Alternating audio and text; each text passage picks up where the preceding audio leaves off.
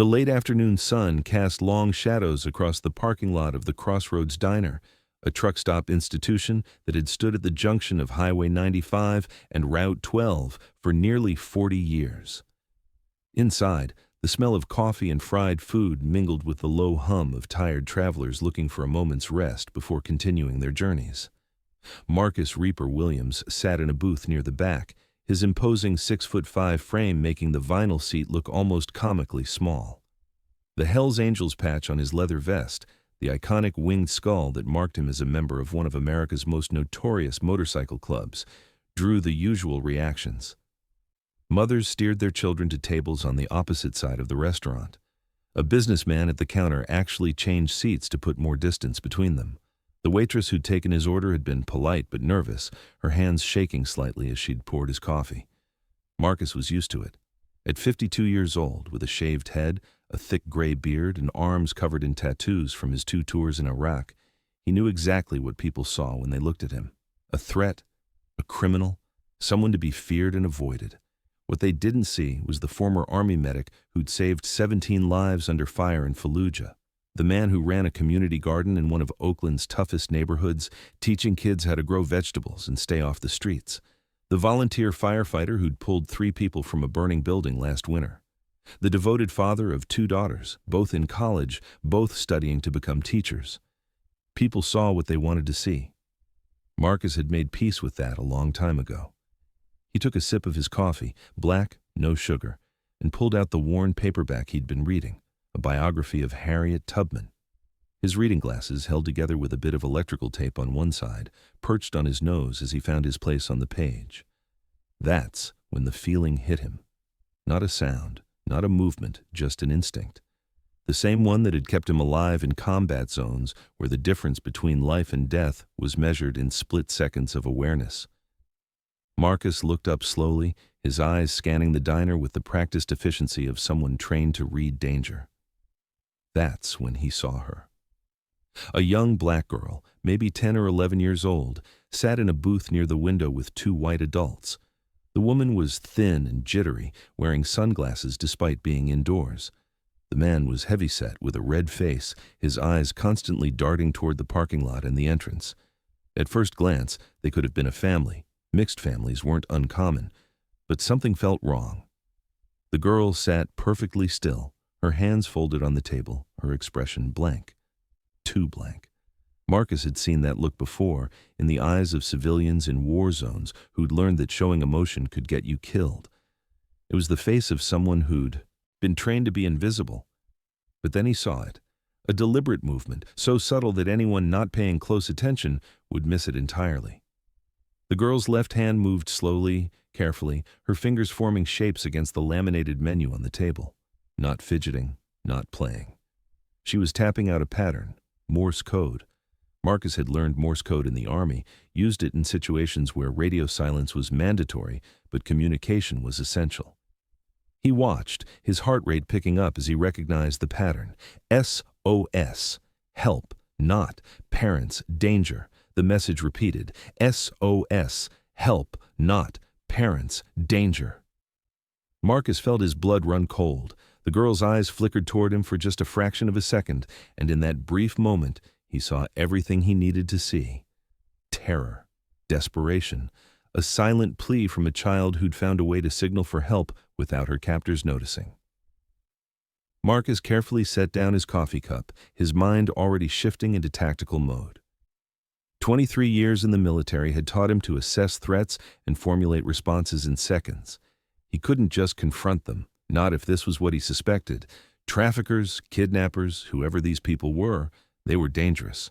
One wrong move could endanger the girl's life. He needed backup. He needed to be smart. Marcus pulled out his phone and, keeping his movements casual, typed out a message to his chapter's group chat. Code Black, possible kidnapping, Crossroads Diner, Highway 95, need brothers now, silent approach, child in danger. He hit send. Within seconds, responses started coming in. En route, 15 minutes. Tank, coming from the north, 20 million. Hammer, on my way. Phoenix. The Hells Angels might have a reputation that scared suburban families, but they had one absolute rule. You don't hurt children.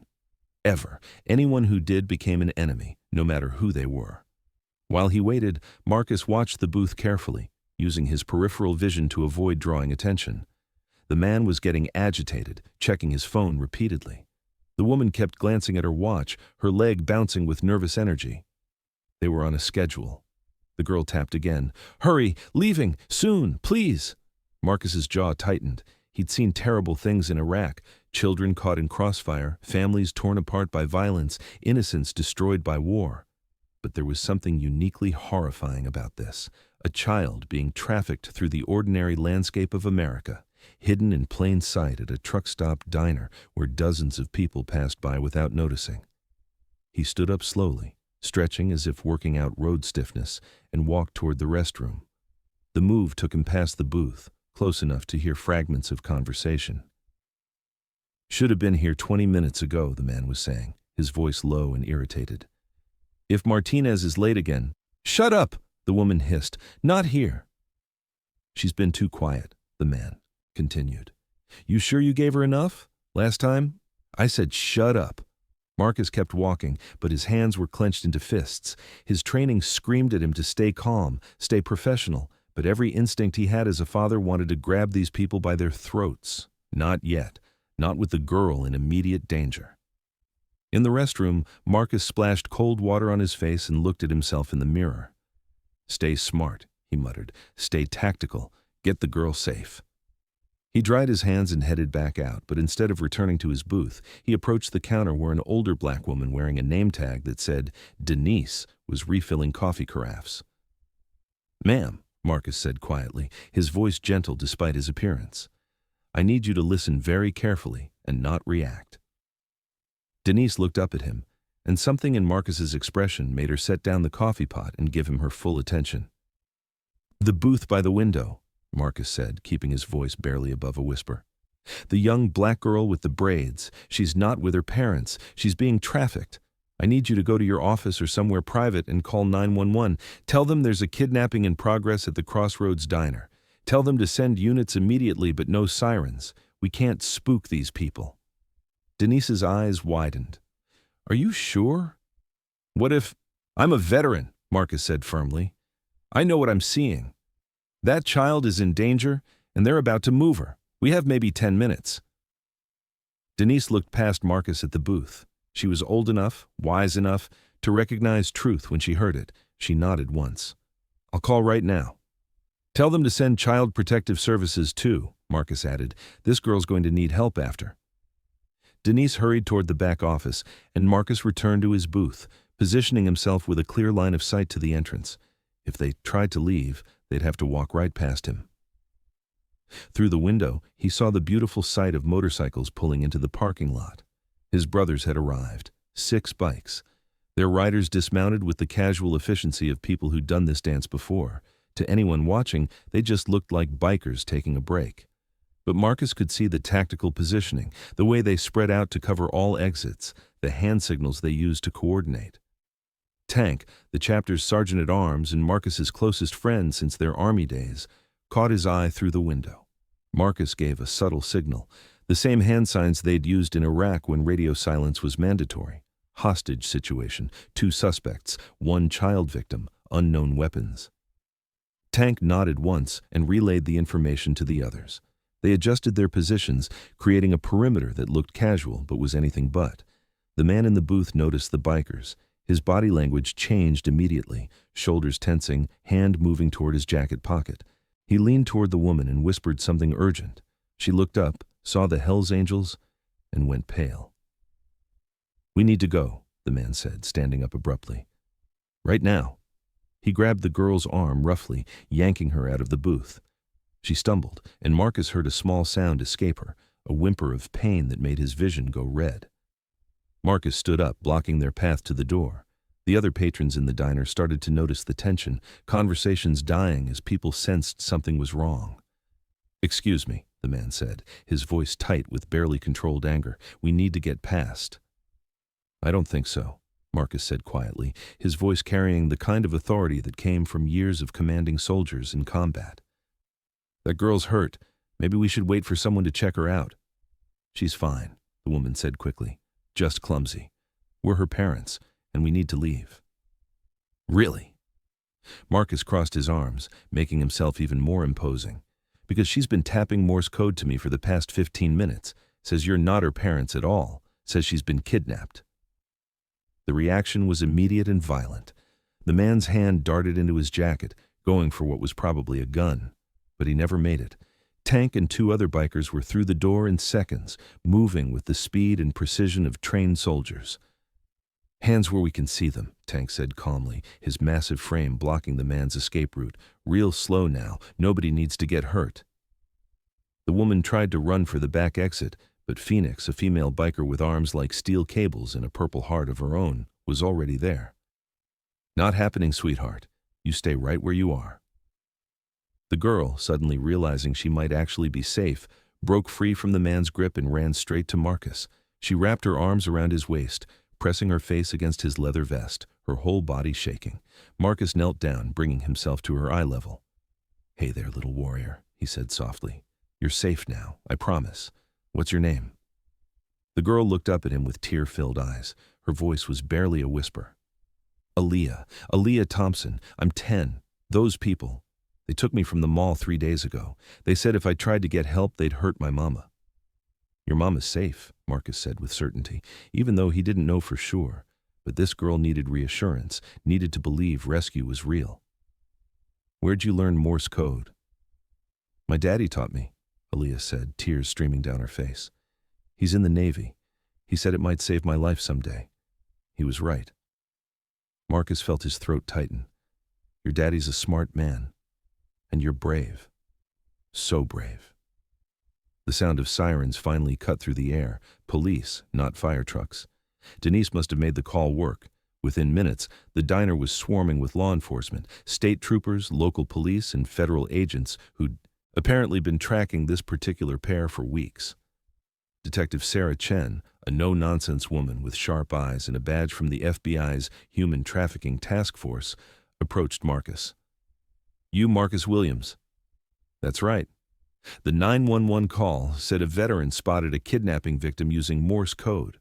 "That was you?" Marcus nodded. The girl was signaling. Couldn't just sit there.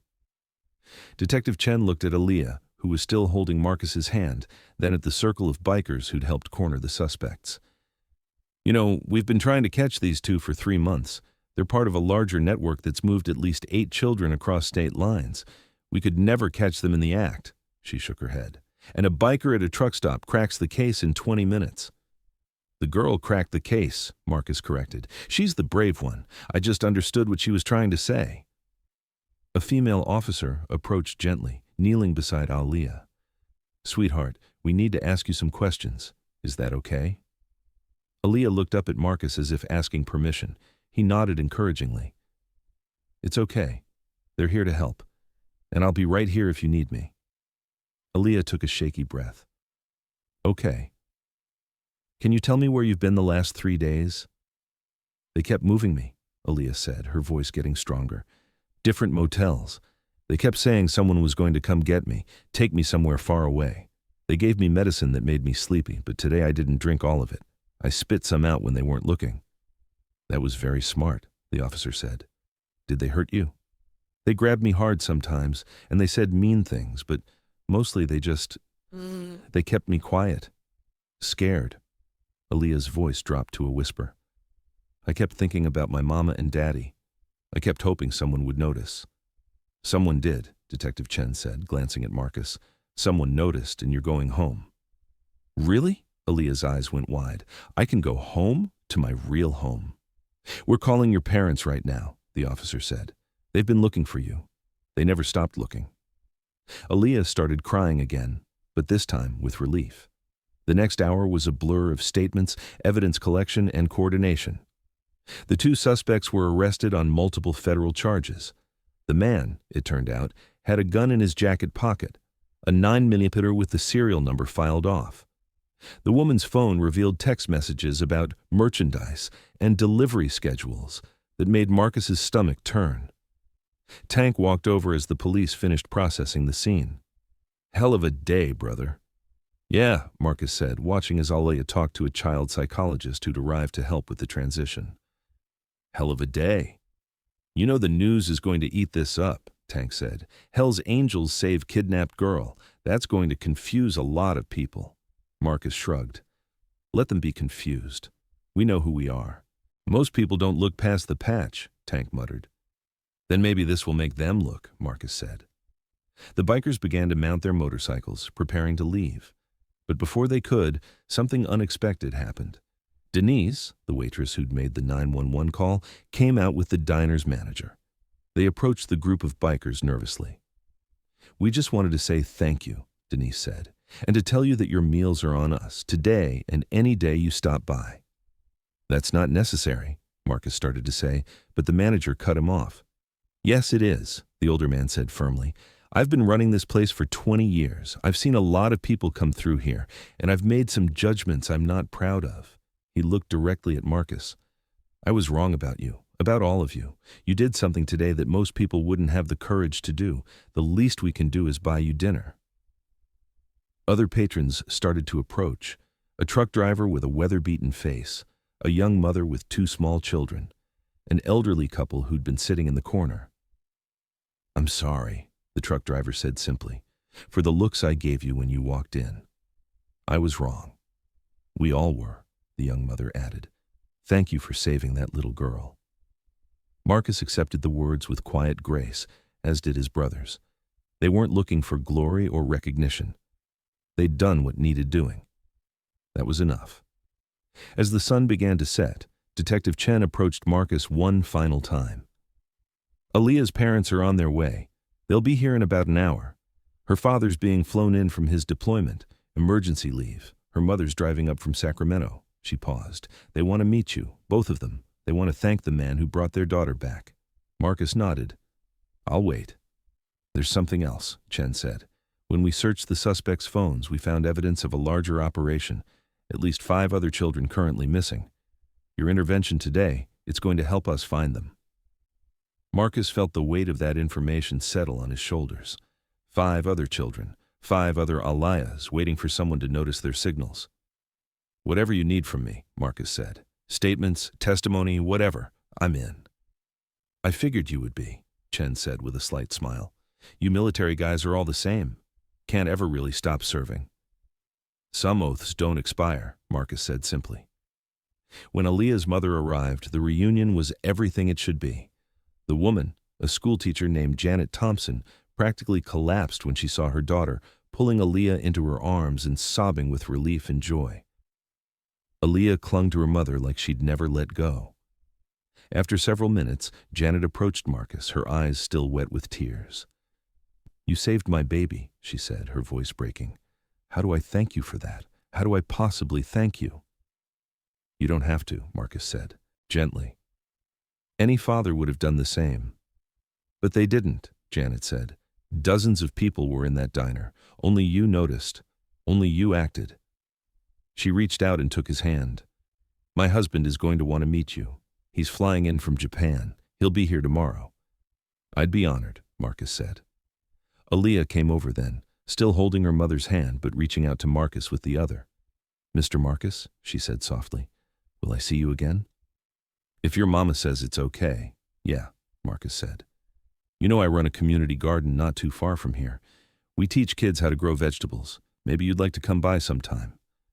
I'd like that, Aaliyah said. Then, in a whisper, she added, Thank you for not looking away. Marcus felt his eyes sting. Thank you for being brave enough to signal for help. That took more courage than anything I did. As the Thompsons prepared to leave, going to a secure location for the night while the investigation continued, Aaliyah turned back one more time and waved. Marcus waved back, watching until the car disappeared from sight. Tank walked over, putting a hand on Marcus's shoulder. You did good today, brother. We did good, Marcus corrected. Couldn't have done it alone. So what now? Marcus looked at the darkening sky, then at his brothers gathered around their motorcycles. Now we ride home. Tomorrow I meet Aaliyah's father. And after that, he trailed off, thinking about Chen's words. 5 other children, 5 other signals waiting to be seen. After that, Tank prompted. After that, we pay attention, Marcus said. because somewhere out there, another Aaliyah is trying to signal for help, and maybe, if we're looking, we'll see her. 6 motorcycles roared to life, their engines a thunderous chorus in the quiet parking lot. They rode off into the dusk, casting long shadows across the highway. Behind them, in a hotel room secured by the FBI, Aaliyah Thompson drifted off to sleep in her mother's arms, safe at last. And in her dreams, she remembered the Morse code her father had taught her when she was 7, the same code that had saved her life. SOS, help, not, parents, danger. 3 simple signals, a child's courage, a biker paying attention. That was enough to shatter a trafficking network and bring a little girl home. People would talk about it for weeks, about assumptions and appearances, about how you can't judge a book by its cover, about how Hell's Angels could be heroes. But to Marcus Reaper Williams, it was just another day of being exactly who he'd always been. A protector, a guardian, a man whose oath to defend the innocent had never expired and never would. 6 months later, Marcus stood in his community garden, showing a group of kids how to plant tomatoes. Hialeah was there, her father, Commander James Thompson, U.S. Navy, beside her. The commander had become a friend, another veteran who understood the bond formed by shared service. When the lesson ended, Aaliyah raised her hand. "Mr. Marcus, can you teach us Morse code, so if someone needs help, we'll know what to do?" Marcus looked at the eager faces gathered around him, children of all colors, all backgrounds, all learning to grow things and grow together. "Yeah," he said softly. "Let's start today." As the kids tapped out their first messages on the picnic table, Marcus realized something profound. The ripple of one moment had become a wave. Aaliyah was safe. Her father had come home early, requesting a transfer to a base closer to family, and now dozens of children were learning the same code that had once saved her life. Sometimes the world doesn't change with grand gestures or dramatic speeches. Sometimes it changes because one scared little girl tapped out a message on a laminated menu, and one biker paid attention. And sometimes that's enough.